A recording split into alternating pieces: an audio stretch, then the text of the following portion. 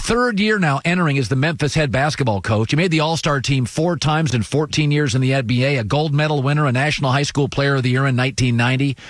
And Penny is now joining us. First of all, thank you and congratulations on getting the job. It's very rare that a star player gets into coaching and succeeds. You have a winning record, so good for you. Congratulations. First, thanks off. I really appreciate everything and being on. It's been a great ride for me so far. So let's start with this. So when you broke into the league, Michael was retired. Then he came back. Do you remember? Because a lot of people, Penny, thought you had a lot of Michael Jordan in your game. Very vertical, could handle the ball, could drive to the basket, could play above the rim, could shoot a jumper. Do you remember your first meeting with MJ? Yes, I do. I remember that I was hearing rumblings about him coming back, and the game that he came back, I think it was at Indiana, and I got super excited because I hated that he was retiring when I was coming into the league, and then he came back. I was like, now I'm going to get an opportunity to play against who I thought was the greatest player of all time, and to see how I could test my skills against him. And the first game that we played against him, I felt like I had to get my respect in that game. And I think we beat them. I had like 36 points, and we beat them that game at Orlando. Now, so when he came back that first year, people forget this. Your Magic beat those Chicago Bulls. It's as if that series never happened, Penny. It just disappeared into the ether. But let's go back to that series. So Michael comes back. You actually are the kings of the East. So talk about that series. And was Michael at his best? Was he still working himself into shape? Take me back to that series. No, Michael was not at his best. He was not the Michael Jordan that we all knew all those years when he had a rhythm. When he came back, he was rusty, and rightfully so. He changed numbers. He was wearing number 45 because of his baseball number. And then he changed to number 23 in game 2. And played a better game, but you could just tell he was very rusty. He did not like the new arena. He was the old Chicago Stadium guy. The United Center was not his type of a building when he first came back. He was having problems shooting the ball off the glass. He didn't like the rims. He didn't like the bigger arena. It was like a lot of things that were like a factor for us, for sure, that were just, he wasn't himself. And we had all those things working against them and helping us and working for us, and we beat him in that series. Now, it's funny. Then the following year, Michael's back to being Michael. He's now not in baseball shape. He's in basketball shape.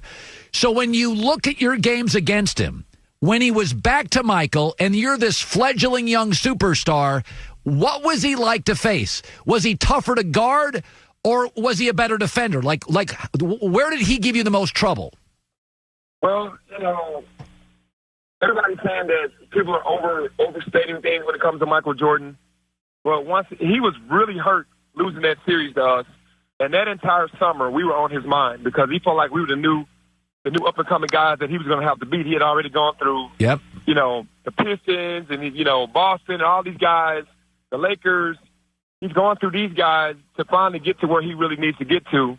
And then he wins 3 championships and then retires and then comes back. And this young team now, is like the big dog on the block, and playing in that series the following year, he came back with a vengeance. Even though we had injuries, he was a totally different player, tougher to guard, and he was so tenacious on defense because it was more personal. Michael, that was the hand check era, Penny. People always say Michael was stronger than people on TV thought. Did you sense that? Yeah, for sure. Strong hands, big hands. And when you can hand check somebody, you definitely could push them in an area where they didn't want to go, and you'd have to fight that off and try to resist it. But, yeah, he was very strong because he started working out and getting bigger and bigger every year. Yeah.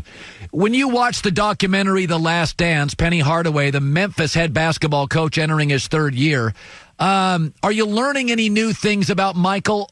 Anything new? I think playing golf with him since he's been retired, I kind of learned some things about him that are kind of like in The Last Dance, like a lot of the stuff. Like he came out and said a lot of people are going to think he's an asshole, because of the last Dance. Yeah, he's just so competitive, and he just speaks his mind. And Michael has a really good sense of humor, always looking for a joke or to say something. The thing that really shocked me was the Jerry Krause situation where he and Pippen were really just ragging on Jerry Krause as much as they could. That doesn't usually happen with the players in the GM. No, I mean, actually, your GM was Pat Williams in Orlando, and he's a very gregarious, likable guy. In fact, you go back to your teams. I mean, you know, it's funny. People forget this. You had the Little Penny commercials, which are the Chris Rock voice. There was a moment, Penny, when you were turning into a superstar in America. And when you watch the Michael Jordan documentary, I'm taken back by how godlike he was. He was a mob. And you were, for a brief time, you were getting foisted into that space, Penny. You were literally the next thing. Were you ever uncomfortable with it? Just this constant hovering mass of people and attention and cameras around you. You know what? I really enjoyed it. And I can see how Michael, for as long as he did it, how he got to a point where he was like, man, I'm leaving it and I'm not going to miss it. For me, I enjoyed every moment of it. I guess everyone's different. I never looked at it and went, man, I can't go anywhere. Everywhere I go, there's mobs of people. I looked at that as love. And I just tried to reciprocate that and show love back. But, I mean, I couldn't speak for Michael, but for me, I enjoyed every minute of it. You know, it's funny. I remember Shaq. A friend of mine lived near Shaq in Orlando on the Butler chain of lakes, and he'd see him out occasionally in a boat, and he's like, man, that guy he just is so unique, and everybody loves Shaq. Take my audience back, Penny, to the Shaquille O'Neal. Now, this is pre-Lakers. He's a little skinnier. The first time you played with Shaq, take my audience back to how special he was. No, Shaq was much smaller than he was with the Lakers. Very agile, mobile, could handle the ball, would start the fast break and be the first person down. If he had the ball and then without the ball, he was the best rim runner and the fastest guy and the first guy down the floor. He could. I don't know who the fastest guy in the league was at that time, but Shaq wasn't too far behind that guy on the dead sprint. Like, he was very athletic and very mobile. I might be overstating that a little bit, but for a big man, he could really move because he understood who he was, and that's the way he kind of figured his game out early on in his career, is that I had to outrun everybody and be in better shape. And he did a phenomenal job. The total Shaq that no one knew was the smaller Shaq that played with me in Orlando. That type of Shaq. Most of the people started seeing him when he won the championships and got a little bigger and stronger. For the record, Penny, I think you would have adapted well to the current NBA, which is no hand check, more three-ball shooting. Do you ever look at the current game and think, man, I was just born about 7, 8, 9 years too early, maybe 10 years too early? You know, I think it'd be fun playing this era because I do think that my game would it would translate from that era to this era because I was a guard that was dynamic in the transition. There's not as much posting up, but as far as the transition game and shooting threes, I'm sure I would have adapted to it. Back in the day, threes weren't my game. I was more of a mid-range shooter and a post guy. Yeah. But I do look at the game nowadays and go, man, if I could have played in this era, it would have been a lot of fun. You know, you're the Memphis head coach, and I've been saying before for about a year now, I have nothing against the G League. But if I had a son and I could send him to college for a year and have to go to a college campus, have to play within a system, use it as a platform so he can go to the tournament and people can see him. That's the only reason I know who Zion is, the tournament, and Duke. I have nothing against the G League, but I'd like to see the NBA at least occasionally give a hug to college basketball and not see it as an enemy, the way the NFL really uses college football as its ally. Are you bothered by young players now saying, we're not even going to go to college, high school to a minors league, pro league? Does it bother you at all? It doesn't bother me that guys want to go G League at all. I think I've been, quoted in the last couple of weeks as saying that I say the G League is needed, but only if a kid 100% to me wants to go to the G League. I feel like you do. I wish the NBA and the NCAA could come together and work it out. But if a kid wants to go to the G League, man, I'm all for that. If they see that avenue as being the best avenue for them, then I support that 100%. I just don't like when the kid is already committed or already signed with the school and is focusing on going to that school, and then he keeps getting recruited by the G League. That's what I don't agree with, if that's happening. Because if you see a kid come out of his NLI or out of a commitment, you're thinking that there's still negotiations going on. That's the only thing that I said about the G League. I think it's great for development. I think if a kid wants to go there 100%, then I'm for that kid to go 100%. I just didn't like the part of it where if a kid is already focused on going to college and has signed, then I think that kid should be off limits. That's just my thought process. If you had a son who's a great basketball player, would you tell him to go to college for a great coach, great program for a year, or go G League?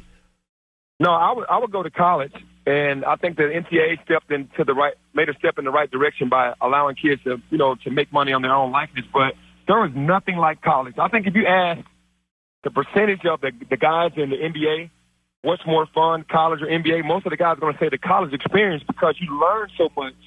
You get a chance to be around students. You don't grow up too soon. You get a chance to kind of develop over the months and then kind of take your game on, and then you get drafted. But you get a chance to be a kid. The college fans and the college experience is the best experience I've ever experienced in my life when it's come to basketball, more so than the NBA. The money is great, but the college experience is so special, and you want every kid to kind of, go through that and be a part of that. But like I said, it's not for everybody. It's going to be a selective few guys that are going to say, I don't want to go to college. I want to go to the G League. And, to me, I support those guys that want to go do that. So you felt you grew up a little bit in college? Yes. I spent 3 years in college. I played 2, and it was the most fun time I've ever had. It's just to develop my game, to be around teammates where the game is pure. The college fans are amazing. Going from arena to arena, going to different college campuses and it was the best time of my life. Yeah, because I was saying when I watched The Last Dance, one thing I'm really struck with, Penny, is how mature Michael was his first year in the NBA, and a lot of that is Dean Smith. That Michael was really a grown-up. Now, he also had great parents. But I really do think Michael was really ready to be the face of the league his first year in the league. And I'm not sure a lot of these kids they're quite ready yet. Like James Wiseman's a great player for Memphis. He now moves to the NBA. Is he ready? The money, the fame, the travel, the competition, the nightly, activity athletically. Is he ready for it? I don't know if any 18-year-old, and James is 18 years old, is fully ready for that. They're mature. He's a mature 18-year-old. But you don't know if a kid is really fully ready for that because they don't understand what the world really is going to, hand to them. But I just don't see an 18-year-old coming in and just being the face. I know LeBron did a great job. It took Kobe a while. He kind of went through the ups and downs of, playing on the team and kind of coming off the bench and being a guy that worked his way up. And even with Kevin Garnett and guys of that nature. But I don't know if one guy is ready to do and take on the entire league by himself at 18 years old. I know Zion is trying to do it, but it's tough. It's tougher at that age. Yeah. And like you said, with Michael, with that experience of having Coach Smith and great parents, that all helped him be more mature going to that next year. Yeah, he was refined and polished and ready to roll. Hey, Penny, basketball coach Penny Hardaway, Memphis, entering his 3rd year, winning record, multiple-time All-Star, a decade and a half NBA career. What a pleasure it is to talk to you today, man. I appreciate it. No, same here. Thank you so much for having me. You're right. Penny Hardaway.